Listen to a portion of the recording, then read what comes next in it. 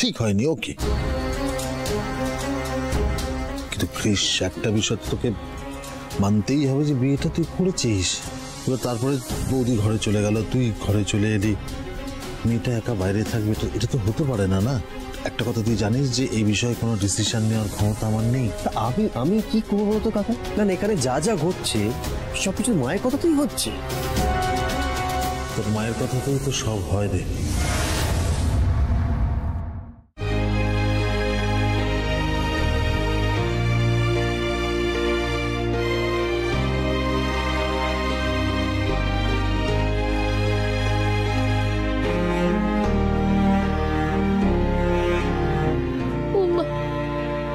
সঙ্গে সবসময় কেন এরকমটা হয় গো? মাসি আমাকে বাড়িটা থেকে তাড়িয়ে তো দিতে চায়,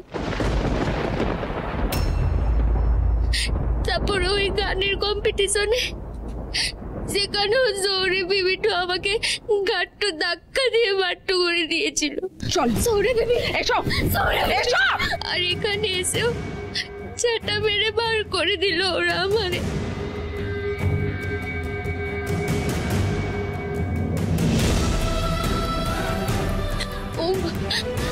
আমার সঙ্গে কেন বারবার এরকমটা হয় গো?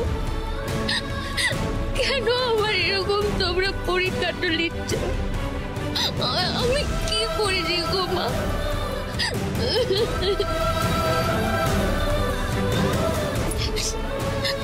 আচ্ছা আচ্ছা বেশ, তোমরা যদি এরকম ভাবে আমার পরীক্ষাটা লিখতে চাও, আমিও পরীক্ষাটা দিব। তোমরা যতবার আমার পরীক্ষাটা নিবে, আমি ততবার তোমাদের পরীক্ষাটা দিব মা।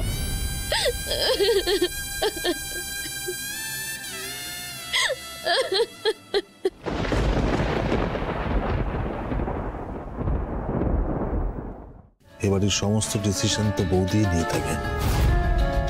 আমাদের প্রত্যেকের জীবনে কি হবে, আমাদের প্রত্যেকের ভাগ্য নির্ধারণ করা সব উনিই করে থাকেন। দেখ, আমার কথাটা তুই খারাপ ভাবে নিস না, আমি কিন্তু অন্যভাবে বলতে চাইনি। ক্রিস, আমি যেটা বলতে চাইছি, বৌদি আমাদের ভালো চান, সেই কারণে উনি। যা, টায়ার্ড আছিস, ফ্রেশ হ, জামা কাপড় চেঞ্জ করে যা। যা।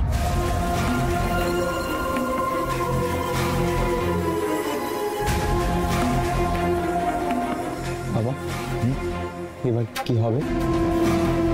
কি হবে মানে? যা হওয়ার তাই হবে। বৌদি যখন বিয়েটা মেনে নিয়েছে, আমাদের বিয়েটা না মেনে নেওয়া ছাড়া কোনো উপায় আছে? নেই তো।